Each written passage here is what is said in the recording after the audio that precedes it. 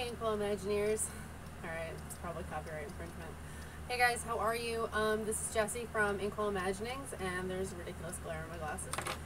I am back with my webinar series, and I'd just like to throw out there that I'm going to be trying to keep it more regular from now on. Also, it's a great way for me to kind of connect with you guys personally and give out the information that we go over in the in-class seminars. So aside from the no makeup and end of the day kind of hair, how have you been? I've been good.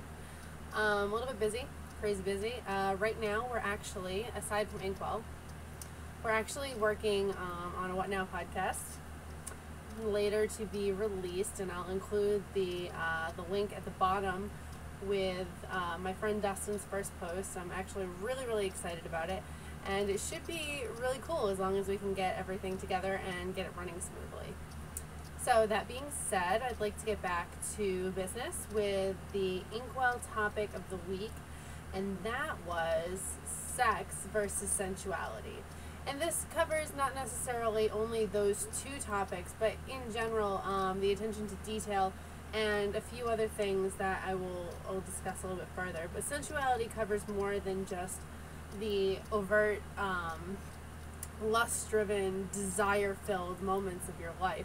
It's all about the attention to detail and things that really make it a more real experience for your readers. And as I said in Inkwell, one of the things that you really want to be able to do is to make your readers fall in love with your prose. And even if they're not trying to fall in love with any of your characters, they should be able to follow your sense of style and to pick up on the little nuances that you drop in your storylines. So I wanted to cover some of the basic emotions that we did. So number one was fear. Fear is a base emotion, something that we experience from time to time and is a large motivator within our own lives and within our characters' lives. Whether it's the fear of death, whether it's the fear of change, any of that, it's a very heavy emotion and oftentimes is portrayed in writing. So the ways that you can make that a more sensual experience, not necessarily sexual or lust-driven, but you can give more attention to detail. You can focus on why, the hows and whys of the fear. Or you can just take your character's reactions and exaggerate them. Make it so that when their eyes dilate, you actually say that. Like their pupils shrunk or something, something to bring attention to their bodily reactions and make it a connectable event. So the second emotion, which we discussed, sorry, I'm throwing my pen.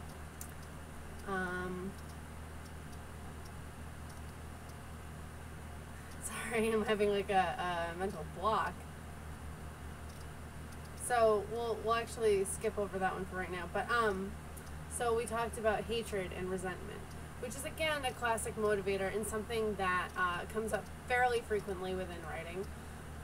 This is by far one of the strongest motivators within classical literature, and it often drives characters to do crazy things, including go try to save the world, or in the villain's case, it often motivates them to try to make the world a better place. Whether or not it's an actual better place or whether it's just a better place within their minds, it's still a motivator for something crazy. So the ways that you can make that a more sensual experience is you actually, again, you pay more attention to detail, but at the same time you also want to throw in clues as to why the hatred is there, why the resentment is there. You want to give a level of detail that is believable. And you want the situation to be connectable. So I'm going to jump for a minute over to what I'm going to say number 3 was, and that was happiness. Happiness is one of those emotions that is often overlooked because it's not something that a lot of people focus on. It's something that we strive for, but at the same time, it never seems to be quite there. It's just when we're happy, and it's not something that that a lot of people stop and take notice of. So unless you're in the moment. So the ways that you can bring this to your reader's attention are a lot of externalization of the emotions. So you can take a lot. All right. So it's cliche, and you can pick on me for being cliche later. Don't worry, I've had a couple editors do it. But through the externalization process, you can make the sun appear a little bit brighter, or you can have the rain fall a little bit harder if that's what your character is most comfortable in. You know, maybe a butterfly floats by. But it's this light, airy sense of almost entitlement in some cases. But these sorts of things are the things that make a scene happy. You know, you want the characters to kind of be skipping down the street metaphorically and, you know, enjoy themselves. So that being said, I'm actually going to condense this list a little bit because I feel a couple of them are a little bit rhetorical and redundant. So I'm actually going to skip over to excitement, which is generally a reaction, but it's also anticipation, and it's also leading up to the moments that will make your characters have their epiphanies, or will make them realize that the situation isn't all it's supposed to be. You know, it's not necessarily an epiphany, but it is some sort of insight into your character. Also, it can be the most important point in a story where you can have all of these things coming to a head, and then your character kind of either explodes or takes it for what it is and goes in an interesting direction. The anticipation, the shortness of breath, the quickening of a pulse, something like that can make it a more exciting scene for your reader, not necessarily just for your character. Because for your character, this is all a reaction to the surroundings. But your reader needs to feel that same sort of reaction in order to get the best feedback from your readers. Again, you want your readers to fall in love with your prose. Not necessarily you, as in the case of Orson Scott Card. He's actually a really great writer, and a lot of people will attest to that. However, not such a great person on a few fronts, but I'm not going to delve into that. He's just a great example of you should care about what the writer has to work, like what their work is. Not necessarily what their personal beliefs are. If they're great people, awesome. But if they're not, it doesn't matter because you're not reading them for their personal views. To a degree, that does come into play, but that's another webinar entirely. So I'm going to go to the fifth and final emotion that we're going to draw on tonight, and that is lust. And while that seems more topical for what we're discussing, it's not necessarily the only sensual experience within a story. So lust, again, a base desire, a very classic motivator. You know, the prince is going to save the princess because apparently she's a virgin, and that's a big deal. Beyond that, there's also the love of adventure. Lust can result in envy, in greed, in any of those sort of 7 deadly sins, because there is that, and it is one of the 7 deadly sins, but there is that base desire for wanting, for craving something, whether it's flesh, whether it's money, whether it's wine, whether it's food, whatever it is. There is that desire and that need. So when you think about it that way, lust can be taken in a million different directions. So I'd like to break it down briefly into sensuality versus sexuality. So in class we discussed that sexuality tended to be more shortened sentences, that sense of urgency, that like raw animalistic kind of passion that springs forth from the wells of so there is that side of it, and then there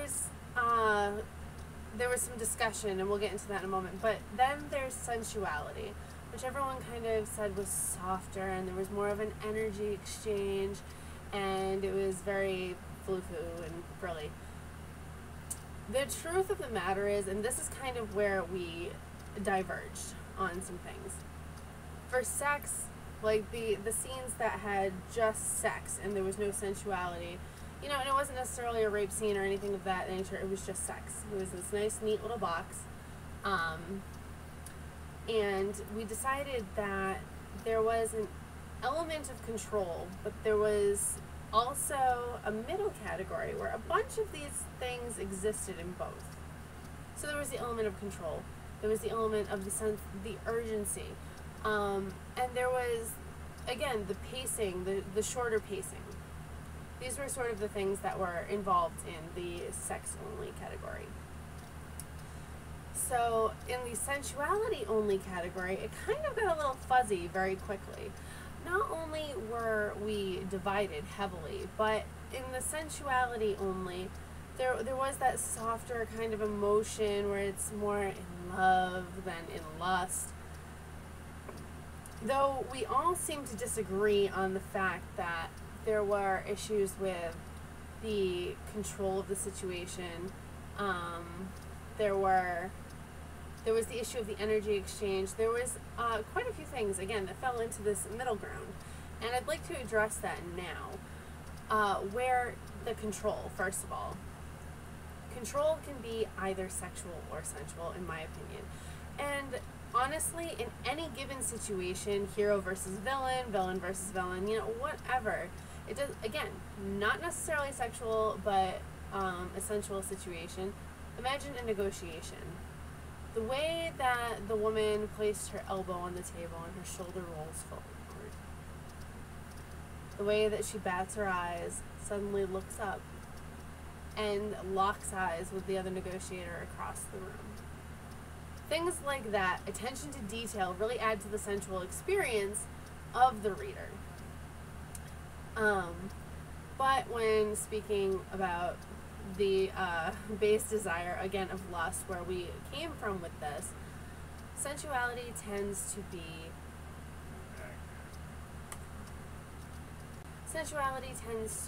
a little bit more driven as far as the details are concerned. Whereas sex, the control and the details are a bit shorter. The control is more evident, I feel. But the energy exchange is a little bit more fluid, it's a little bit sweeter, it's a little bit kinder. Not necessarily, given that there are 743 bajillion different kinds of fetishes out there. And there's always going to be a dominant and a submissive. From experience with writing, from experience other places, you tend to want to have one of each in the situation. Just because someone will naturally take control and someone will naturally let it go. That sort of dynamic is actually one of the most sensual dynamics that you can ever come up with. Not because of the sex, but because that there's somebody that is willing to let themselves go and let another person take control. So, that being said, I then posed a writing challenge to the crew, and I'm going to post the details below, but I will take the time to vocalize that. Now, I gave a specific example of one of my nights from my nightmare piece that I'm working on, my current work in progress, and also my Camp Nano project. So I hope you're all doing Camp Nano because it's a great experience. I will once again most likely be the municipal liaison for Worcester. I'm actually still waiting on a reply as far as that's concerned, but it's still early, we never know. If I'm not, then I'll be giving glowing endorsements to whoever the ML for Worcester is. It'll be a fabulous experience, even if I don't end up being it. But, however, fingers crossed that you all get to listen to my super motivational cheerleader type emails again in November. Anyway, so I gave a specific example of Knight Leongard. I haven't quite figured out how I want to pronounce his name yet, and I haven't given my first name yet, so it's a little weird. because it's generally not how I operate, but he hasn't really spoken to me about what he wants his name to be. So, what we did was we took one main character or one lead and just write down what position they fill in the story. Perhaps maybe it's a character that hasn't quite spoken to you enough and you want to learn more about it. So, take that, fill out the name. On the next line, you're going to write what drives them. Now, in group, we had one woman, Catherine, who, despite her months of working on this story, didn't know what any of her characters' drives were. So this actually came in really handy for her, as this eventually led to an epiphany of an ending, not necessarily what drove them, but where she wanted things to end, and that is amazing. So we're very happy for her. And I'll give her a little bit of a round of applause because she's been quite frustrated with this. So in Leongart's case, you're going to have his name and then the things that drive him. So love, loyalty, and protection. He's a very classic knight in that manner, and his devotion to the future queen is 100%. As in, he is willing to die for her. Not only that, but he is in love with her. So, that hasn't necessarily been revealed as far as that story is concerned yet, but it will be. So you guys get a little teaser. And then, on the third line, I had people write a personality quirk. Something that isn't immediately evident, but something that makes them them. So, for him, I believe I wrote that he's got an extremely quick temper. And again, this is bordering into a little bit cliche, but at the same time, I feel that his temper is a result of his strong feelings. And it's very hard to hold back somebody who's a fire elemental, as he is, not as in the monster type, but as in born under a fire sign, for any of their emotions. It's fairly difficult, and while they can hold composure better than most, they also can fly off the handle faster than anyone else. So that is where his personality quirk comes in. Then, on the fourth line, I had them write a physically defining feature. Something that they have that somebody could look at them and say, this is that person. Now, not every character has this, but every character has something that is unique about them, whether it's physically or personality-wise, and every person can relate to this. So, what you want to do is pick out one quirk, like physically defining feature. Like for me, maybe it's the fact that I have 4 piercings in my ears. Maybe it's the fact that I have kind of a big nose. You know, it doesn't have to be flattering. It just has to be something about them. Nothing about this has to be flattering. Quite frankly, if it's unflattering, name it anyway. I mean, what are they going to do? Jump off the page and eat you? I mean, really, they live in your imagination. Also, the unflattering things about us sometimes make us more unique than anything nice that we could say about somebody. So, keep that in mind. For Leongart, his physically defining feature was his cat-like eyes. They're jade with a black slit down the middle. And it's not because he's inherently cat-like, it's actually just because of a curse, and I'll go into that a little bit later in the story, so you'll have to wait for the fiction update on that. So, you took those, and then you took the personality quirk and the physically defining feature, and then the first thing pops into your head when you see physically defining feature, green cat-like eyes, and the ferocious, the quick temper. Write it down. For me, it was ferocity for his piece. And you can go ahead and write maybe 1 word, 2 words, just whatever feels necessary for the character. Through this exercise, I want you to be able to take a look at one of your scenes with this character in it, and maybe rewrite it with a hint more of the sensual side of things. Go ahead and re-look at the details. Take a moment, slowly palletize everything, and then see where you can improve. And if you don't have a scene with them in it, maybe you're just starting this one, write that first scene with them and just do it slowly. Take a moment, understand where your character sits, maybe do a breathing exercise, and just let them speak to you, because they will. And the more that they speak to you, the more believable they'll be. I promise you. And again, in the end, you want your readers to fall in love with your prose. Maybe your characters. I don't know your characters. Maybe they're bad people. You never know. But you do want them to love your story and to feel that sense of lust to keep turning the pages. You often hear novels referred to as page turners. You want that. You want these things. Maybe you're lusting after the perfect reader. You never know. In any case, that's all I really wanted to discuss tonight, and I really miss doing these. I think they're a lot of fun, and they give me a chance to reach out. So with that being said, I hope you all have a wonderful evening. Please do try the writing exercise, and if you feel the need, post below the results of that writing exercise. Maybe just a snippet so we can all see what you're working on. Or if you want to be a little bit more coy, you can just fill out the writing exercise and leave that and see where people's minds go, maybe. But in any case, I would love to hear from you. And as always, happy writing, happy trails, and cheers. Have a wonderful evening. Bye.